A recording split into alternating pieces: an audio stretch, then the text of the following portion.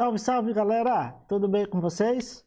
Estamos aqui para mais uma videoaula de física, sendo que nesta videoaula nós vamos estudar as forças magnéticas que atuam sobre cargas elétricas que estão em movimento dentro de um campo magnético. Também vamos estudar a força magnética que atua nos condutores de corrente elétrica quando estão imersos a campos magnéticos. Então, vamos lá! A força magnética nada mais é do que o resultado da interação entre dois corpos dotados de propriedades magnéticas, como ímãs ou cargas elétricas em movimento. Cargas elétricas, quando têm velocidade, ao penetrarem num campo magnético, em determinadas situações elas poderão sofrer força magnética. Vou explicar por que em determinadas situações. Primeiramente, galera, se nós temos aqui um campo magnético que atua horizontalmente da esquerda para a direita, conforme essas setas em azul, e uma carga positiva sendo deslocada nesta direção e nesse sentido apontado pelo vetor V em vermelho, sendo θ o ângulo existente entre os vetores velocidade e campo magnético, nós podemos dizer que a força magnética será dada pelo produto da carga desta partícula, pela velocidade que ela se desloca, pela intensidade do campo magnético, pelo seno do ângulo formado entre esses dois vetores, vetor velocidade e vetor campo magnético. O que representa cada uma dessas letrinhas aqui? Q, V, B, seno θ, representam carga, velocidade, campo magnético, e o F a força e θ este ângulo formado entre esses dois vetores. As unidades que a gente tem do sistema internacional são Coulomb, metro por segundo, Tesla e Newton. Para a gente saber a direção e o sentido da força magnética que atua numa carga positiva, nós vamos usar uma regra chamada regra do tapa, que nada mais é do que uma forma prática para a gente identificar ou prever qual o sentido da força magnética. Então, a regra do tapa está representada aqui nesta figura, diz o seguinte: você deve posicionar a sua mão direita de modo que o seu dedo polegar indique o sentido em que a partícula se move, ou seja, vetor velocidade. Então está aqui, ó, o polegar apontando para onde a partícula se move, e os demais dedos eles devem apontar na direção do campo magnético. Aí a gente vai ter o seguinte, a gente vai ter o vetor força. Para onde que ele vai atuar? O vetor força ele vai atuar no sentido de um tapa, ou seja, você está dando um tapa com a palma da mão, a força atua para cima. E se a carga fosse negativa, o que aconteceria? Se ela fosse negativa, você daria um tapa com as costas da mão. O vetor V e o vetor B, eles continuam representados na mesma orientação dos dedos de uma carga positiva, porém o tapa seria dado com as costas da palma da mão. Então, resumindo, gente, a regra do tapa está representada nessas duas figuras. Aqui eu tenho algumas informações importantes para vocês. O vetor B e o vetor V, eles vão sempre formar um ângulo entre eles. Eles estão no mesmo plano, por isso eu desenhei aqui este plano horizontal. E o vetor F sempre ficará 90 graus com este plano. Tá? Então o vetor F sempre tem 90 graus, tanto com o vetor V como o vetor B. Certo, gente? Então essa é uma observação importante. Uma outra observação importante é: a gente sabe que a fórmula é QVB seno de θ. E se esse ângulo entre B e V for um ângulo igual a 0 graus? Como é que ficaria? Com a fórmula QVB seno de zero. Mas quanto que é o seno de zero? O seno de zero, ele vale zero, né? Você pode conferir aí numa tabelinha que esse valor aqui vale zero. E zero vezes qualquer coisa dá zero. O que isso significa? Significa que se uma partícula for lançada na mesma direção e no mesmo sentido do vetor campo magnético, ela não vai sofrer força nenhuma, porque o valor da força vai ser zero. Então, não vai existir esse F. Então, gente, não vai ter força. Obviamente, também podemos entender isso para o ângulo de 360 graus, que seria uma velocidade nesta direção e nesse sentido, né? Então, aqui também a gente teria uma situação onde a força daria zero. Aqui no slide número 9, galera, eu estou trazendo uma outra regra chamada regra da mão esquerda, que é uma forma também de prever para onde atua o vetor força, sendo que o vetor V era representado por esse dedo, o vetor B por esse outro e a força pelo polegar. Gente, são duas maneiras, regra do tapa e regra da mão esquerda. Eu vou trabalhar só com a regra do tapa para não causar confusão, mas se alguém for estudar com algum livro que tem a regra da mão esquerda, é só fazer a sua adaptação. Todas elas darão o mesmo resultado. Nós devemos lembrar também que vetores que estão na direção horizontal e sentido esquerda para a direita são representados por setinhas como essa. Esta seta representa um vetor horizontal da direita para a esquerda. Esta seta representa um vetor vertical de baixo para cima. Esta, um vetor na direção vertical de cima para baixo. Essa bola e um pinguinho representa um vetor saindo do plano da página. Por exemplo, se você pegasse uma caneta e você fosse olhar a sua caneta de frente. Você está olhando a minha caneta, você está vendo a pontinha, essa marcação aqui, a pontinha da caneta. Se você estivesse vendo a caneta ao contrário, você teria uma bolinha e um X para dizer que é o final da caneta. Então, vetor entrando e vetor saindo do plano da página. Vamos tentar, então, nesse exemplo número 1, identificar qual seria o sentido da força magnética que atua nessas cargas carregadas que estão se movendo no interior de um campo magnético, conforme letra A, B, C e D.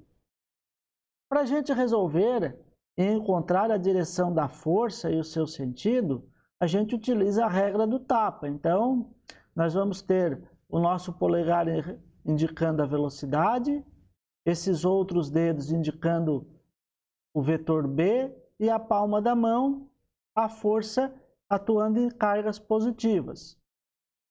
Então, para você descobrir para onde atua a força aqui, nós vamos então tentar posicionar a mão de forma correta. Você que está aí vendo no monitor do seu computador, está tranquilo. Se você está vendo com o seu smartphone, posicione seu smartphone nesta orientação aqui, na frente, como se fosse a tela da sua televisão. Você vai esticar o seu braço direito para frente, de tal forma que o polegar vai ficar apontando para o lado direito. E a sua palma da mão vai ficar voltada para cima. Quase igual a esta figura aqui. Então, nesta situação, nós teríamos uma força atuando para onde? Para cima. Então, posicione, coloque o braço para frente, palma da mão, você vai ver que a sua mão vai ficar empurrando para cima essa partícula. Agora, na letra B, como você vai posicionar a sua mão?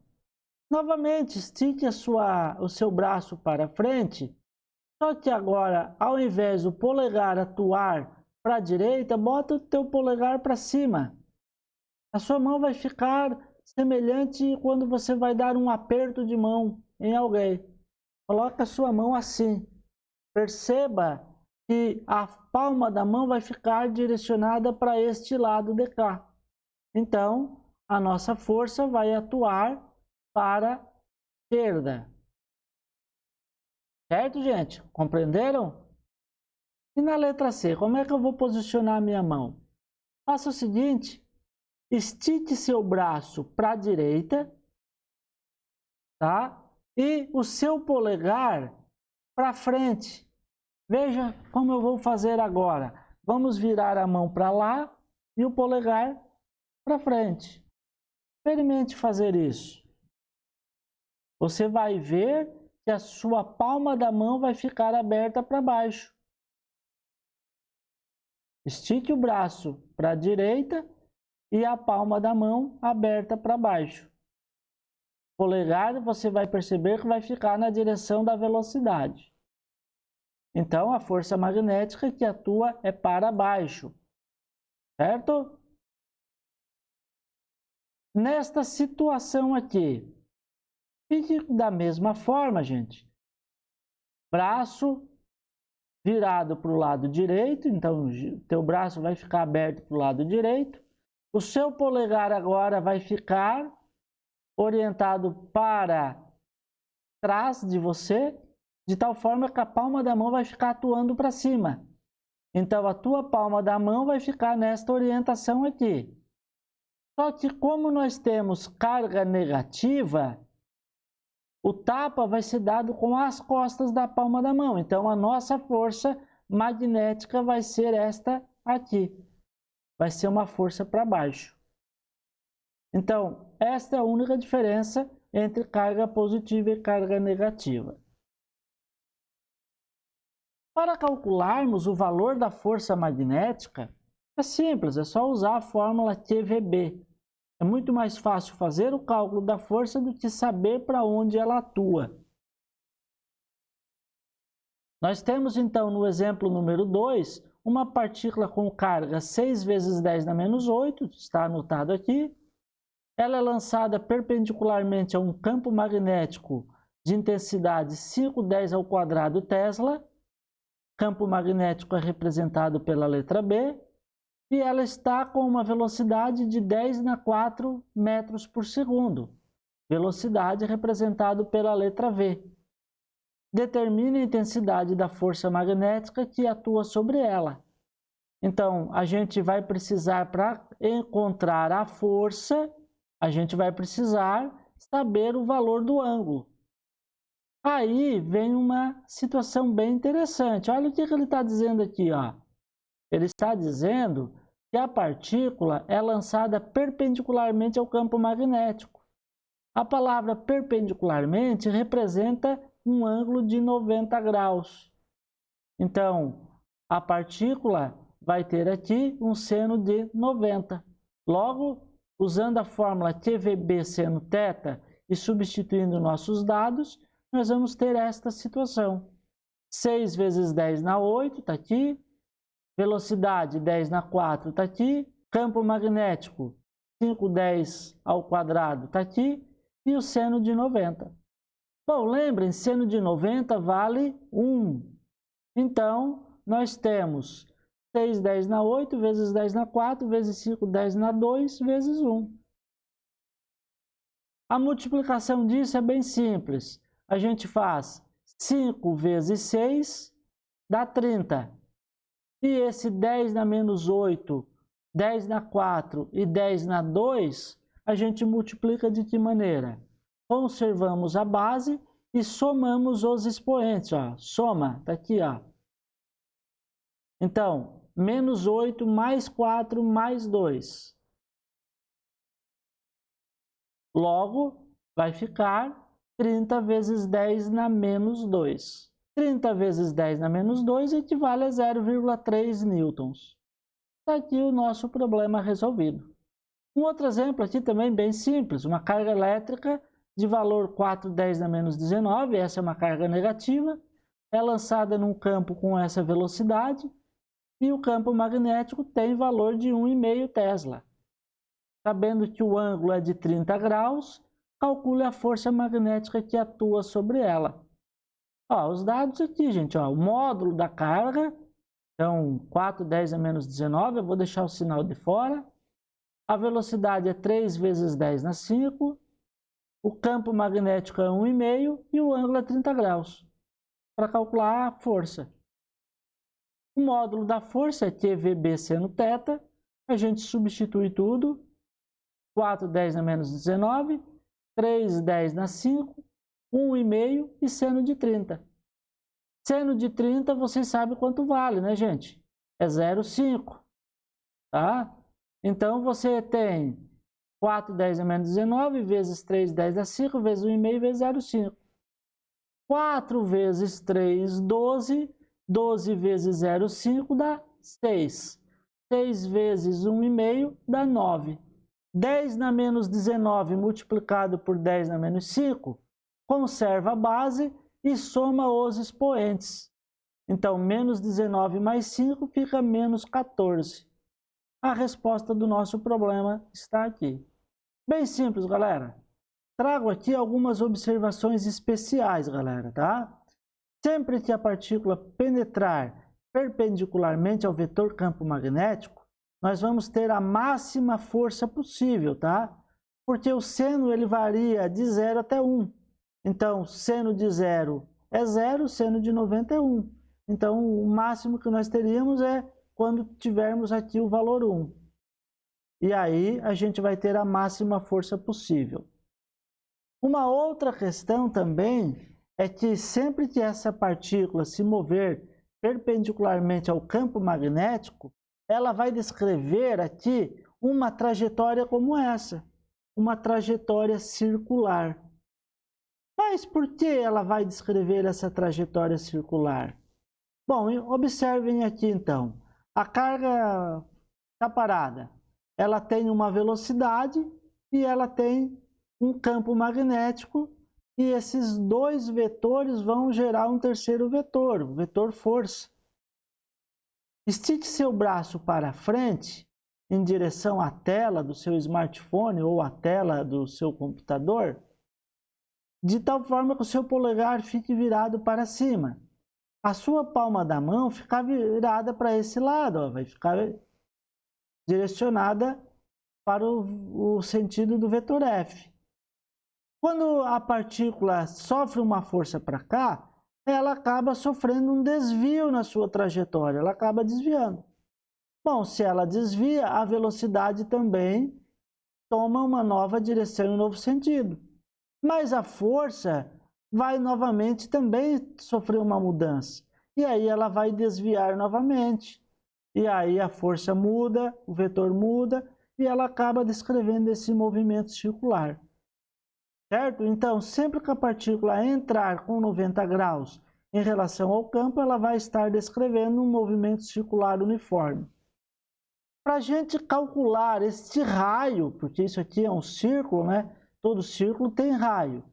Para a gente calcular esse raio da circunferência, a gente usa esta equaçãozinha matemática. Massa da partícula vezes v, que é a velocidade, dividido pela carga multiplicada pelo campo magnético. Não vou demonstrar de onde vem esta equação aqui, tá? Mas é bem fácil de ser utilizada.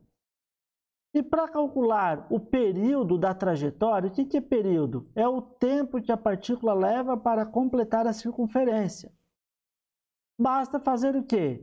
Dividir 2πr por v, onde π é o número 3,14, r é o raio da trajetória e v a velocidade da partícula. Percebam que as unidades todas estão no sistema internacional. Quilograma, metro por segundo, Tesla, Coulomb, metro e segundo. Vamos a um exemplo de aplicação. Um elétron é lançado com velocidade de 3,210 metros por segundo, perpendicularmente a um campo magnético uniforme de valor 2 vezes 10⁻⁴ Tesla.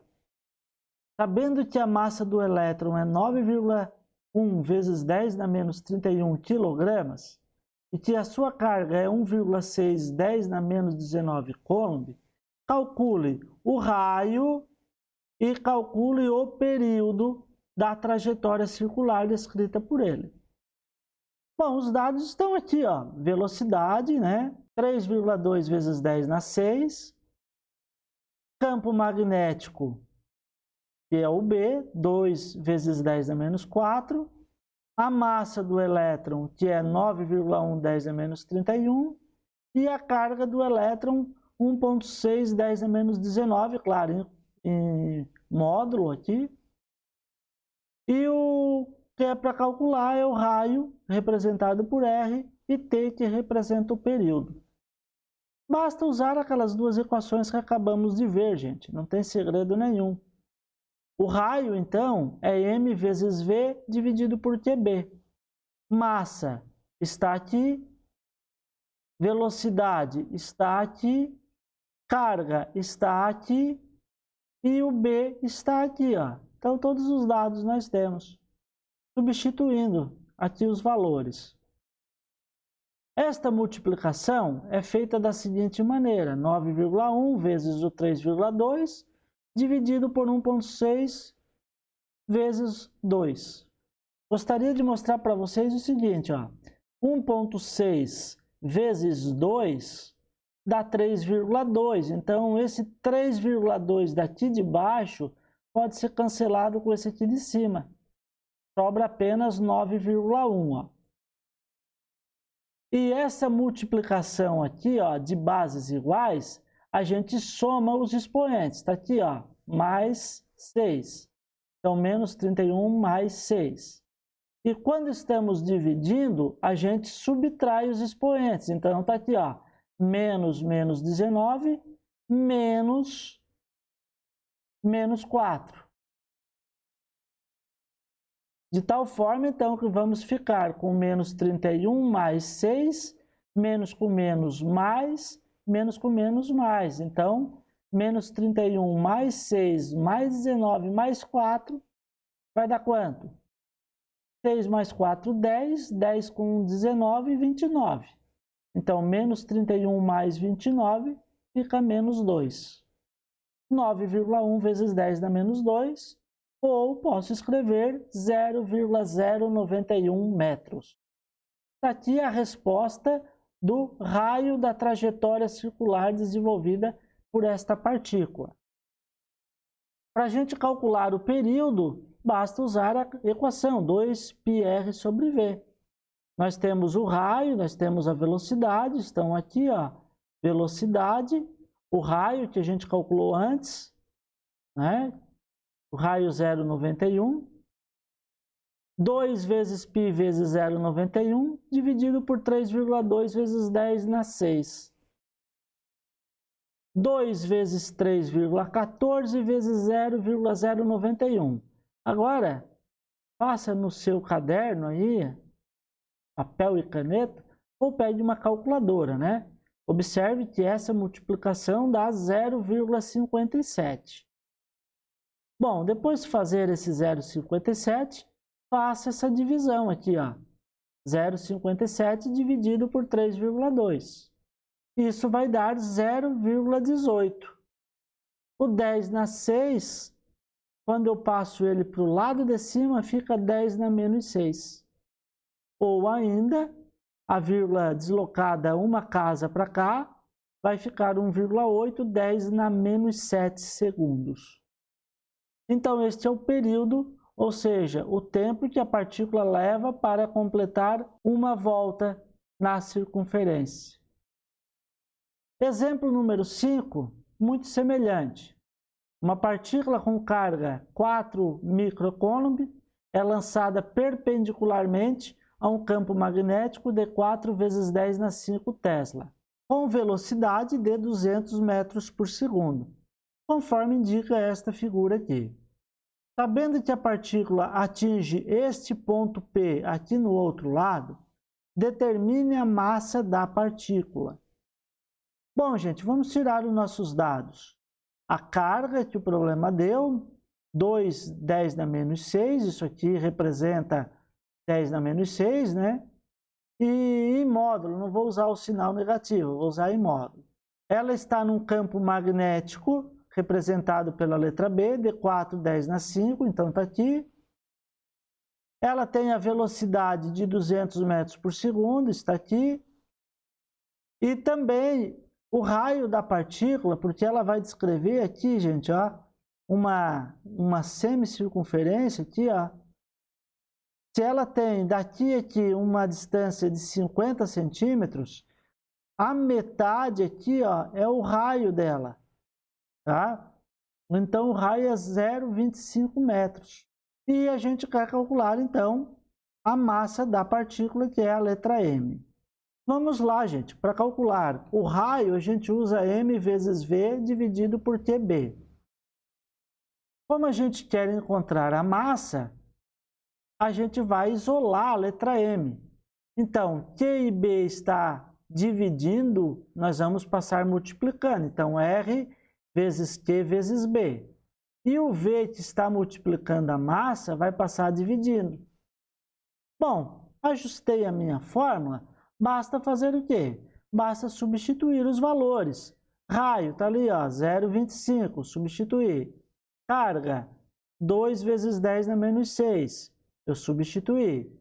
Campo magnético, 4, 10 na 5, foi substituído. E a velocidade, 200. Gente, olha aqui. 0,25 vezes 2 é 0,5. 0,5 vezes 4 é 2. Então, 2 em cima. 10 na menos 6 vezes 10 na 5, menos 6 mais 5. Embaixo, eu vou escrever o 200 como 2 vezes 10 ao quadrado. Por que eu faço isso? Porque vai ficar fácil aqui, ó, de simplificarmos esse 2, tá? A gente vai poder simplificar depois aqui. E essa divisão aqui de bases iguais vai ficar menos 1 menos 2. Porque na divisão eu subtraio os expoentes. Então, a massa vai ficar 1 vezes 10 na menos 3 quilogramas. Resolvido o nosso problema. Bom, gente, antes nós falamos que a partícula entrava com um ângulo de 90 graus. Agora, se a partícula entrar com um ângulo que não é 90 graus, ela não vai fazer simplesmente uma circunferência. Ela vai fazer uma circunferência e essa circunferência vai se movimentar nesta direção e nesse sentido. É como se esse plano estivesse se movendo. E aí a partícula vai desenvolver uma trajetória helicoidal, como se ela estivesse andando sobre uma mola. Aqui no slide 28 tem uma explicação para que vocês leiam com calma depois, tá? Pause o seu vídeo aí e faça uma leitura com tranquilidade. E aqui no slide 29 já começa uma outra temática. Agora, nós vamos calcular a força magnética que atua em condutores elétricos. Ou seja, quando os fios estão submetidos a campos magnéticos externos. Bom, um fio, quando ele está sendo percorrido por uma corrente elétrica e ele está dentro de um campo magnético, ele acaba sofrendo uma força dada por esta equação matemática, onde B é o valor do campo magnético, I é o valor da corrente elétrica que está passando pelo fio e L é o comprimento do fio, tá? Então, aqui o fio tem um certo comprimento. Multiplicamos pelo seno de θ. Θ seria o ângulo formado entre o vetor corrente elétrica e o vetor campo magnético. Vamos ver na sequência. Para a gente descobrir a direção e o sentido da força magnética que atua no fio, nós vamos usar novamente a regra do tapa. Sendo que agora, ao invés de usarmos o polegar para ver, né, não tem agora sentido falar em velocidade, a gente usa o polegar para ir. Tá? Então, I é o sentido da corrente elétrica e os demais dedos aqui, o campo magnético. E a palma da mão, o sentido da força magnética. Existe também a regra da mão esquerda, tá? Então, se vocês forem ver em alguma literatura, basta vocês se adaptarem a ela, tá, gente? Não vou falar aqui para não causar confusão. O exemplo número 6 diz assim: um fio retilíneo de comprimento 0,5 e transportando uma corrente de intensidade 4 amperes está em uma região onde há um campo magnético de valor 0,15 Tesla, conforme está mostrando a figura. Calcule a força magnética que age no fio. Gente, o comprimento do fio é 0,5, o comprimento é representado por L. A corrente elétrica tem valor 4, corrente é o I. E a intensidade do campo magnético é representado pela letra B, é 0,15 Tesla. E a gente sabe também, tá, que o ângulo formado entre o campo magnético e a corrente elétrica é 90 graus. Por que eu sei que é 90 graus? Porque esse vetor aqui, ó, está atuando para dentro da página, para dentro da tela do nosso smartphone ou do nosso monitor de computador. E esse I aqui é um vetor que está indo para a direita. Então, esses dois vetores estão formando 90 graus. Para a gente calcular a força, que é o que o problema pede, a gente vai usar a fórmula BIL seno θ. Temos, então, tá, gente? O valor de B, 0,15, o valor de I, 4 e o valor de L, 0,5. Então, tudo aqui, ó. L, 0,5, 4 e 0,15. Né? E o seno de 90 graus. Bom, seno de 90 graus vale quanto? Vale 1. Então, 1 vezes 0,5 é 0,5. 0,5 vezes 4 é 2. 2 vezes 0,15 é 0,30 newtons. Tá, e para onde atua a força? Como é bem fácil de a gente identificar. O nosso polegar, da regra da mão direita, ele deve estar nessa direção aqui, né? O sentido da corrente aqui, ó. E o campo magnético são linhas que estão entrando na tela do nosso smartphone ou do computador. Então, para a gente posicionar nossa mão direita, basta fazer o quê? Botar o nosso braço esticado para frente e a palma da mão voltada para cima. Então, você vai ver que o seu polegar vai atuar para a direita e os dedos vão entrar para a tela do seu monitor de computador. E aí, você vai ver que a palma da mão está apontando para cima. Então, a força magnética atua para cima. O exemplo número 7 diz o seguinte: um campo magnético uniforme e horizontal é capaz de impedir a queda de um fio condutor de 0,25 metros e massa 6 vezes 10 a menos 3 kg, que está horizontalmente e perpendicularmente às linhas de indução de um campo que está representado aqui na figura abaixo. E este fio, claro, ele é percorrido por uma corrente de 8 amperes. Admitindo a gravidade igual a 10 metros por segundo ao quadrado, determina a intensidade do vetor campo magnético. Pois bem, gente, olha só, nós temos o comprimento aqui do fio, L, né? Nós temos a massa, que é M, nós temos a corrente elétrica, que é dada por I, que é 8 amperes, e nós temos a gravidade, que é 10 metros por segundo ao quadrado. E é para determinar o vetor campo magnético. Tá? O vetor campo magnético é a letra B. E a gente sabe também que o vetor I e o vetor B formam entre si 90 graus. Ora, para a gente calcular o campo magnético, é necessário que a gente fique aqui, ó, ligado nisso que está aqui. Ó. O problema diz que o campo é capaz de impedir a queda de um fio. Bom, isso significa? Significa que esse fio, se ele está caindo, tem uma força peso atuando sobre ele. A força peso atua para baixo. E se esse campo magnético impede essa queda é porque tem que ter um vetor para cima aqui, ó. Use a regra da mão direita de vocês e percebam que a força magnética vai ficar para cima.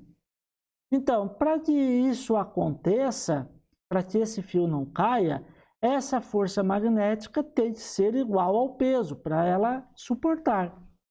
Então, para resolver o problema, a gente parte desse princípio, que para não cair é necessário que a força magnética seja igual ao peso.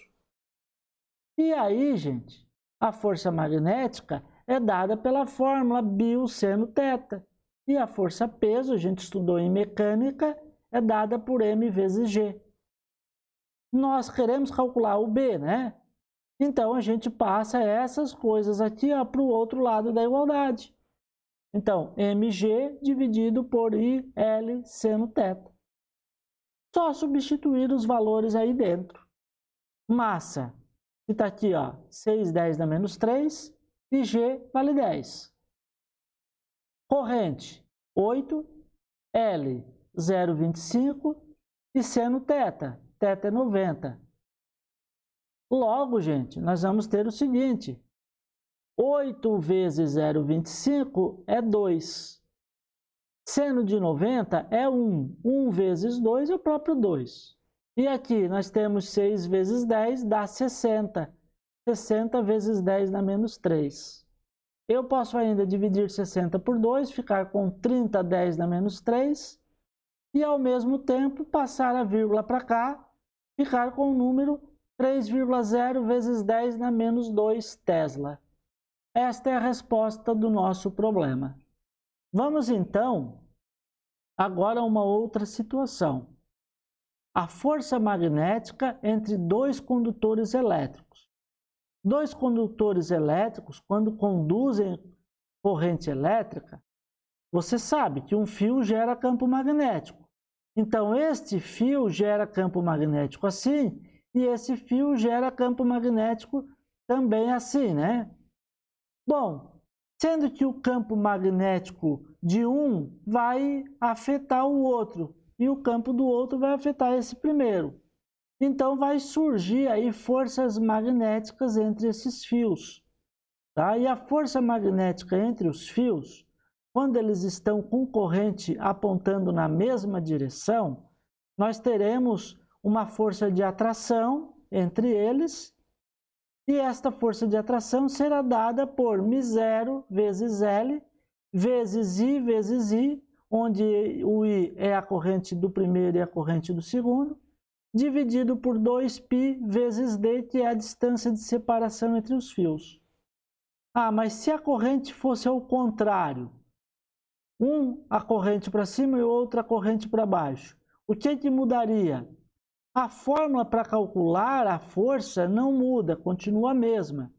Só mudaria que, ao invés de ser força de atração, seria força de repulsão. A única diferença.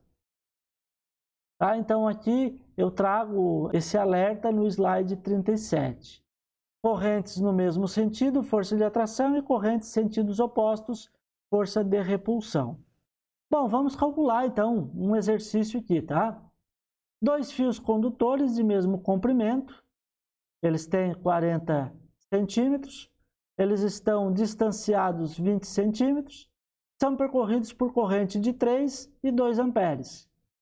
Essas correntes estão no mesmo sentido. Aqui a figurinha para nós. Determina a intensidade da força magnética entre esses dois condutores elétricos. Diga se a força de atração ou de repulsão. Bom, eu já sei que é uma força de atração, né? Porque são correntes que atuam no mesmo sentido. E os dados a gente vai anotar aqui. O comprimento dos fios, o comprimento é o L, 0,4. A distância entre os fios é 0,2 metros, já usando o sistema internacional. A corrente no primeiro é 3 e a corrente no segundo é 2. Certo, gente? E a força entre esses dois fios, a força entre o fio 1 e 2. Usando a nossa fórmula, então, para calcular esta força, Pegamos lá μ0 vezes L vezes I1 vezes I2 dividido por 2πd. A constante a gente conhece, L a gente conhece, corrente I1, corrente I2, π e o D, né? D é a distância entre os fios, está aqui, ó. Substituindo esses valores, nós vamos conseguir cortar aqui o π. Então, 2 vezes 3, 6, vezes 4, 24. Então, 2 vezes 3, 6, vezes 4, 24, está aqui. O 10 da menos 7 continua. 2 vezes 0, 2, dá 0,4. 24 dividido por 0,4 dá 60. 60, 10 na menos 7 equivale a 6 vezes 10 na menos 6. Resolvido o nosso problema, a força de atração, e ela vale 6 vezes 10 na menos 6 newtons. Gente, finalizamos os nossos estudos de forças magnéticas por aqui. Espero que tenham gostado e tenham compreendido esse tema abordado nesta videoaula. Fiquem com Deus. Se gostaram da videoaula, deixe o seu like e não se esqueçam de se inscrever neste meu canal. Abraço, tchau, tchau.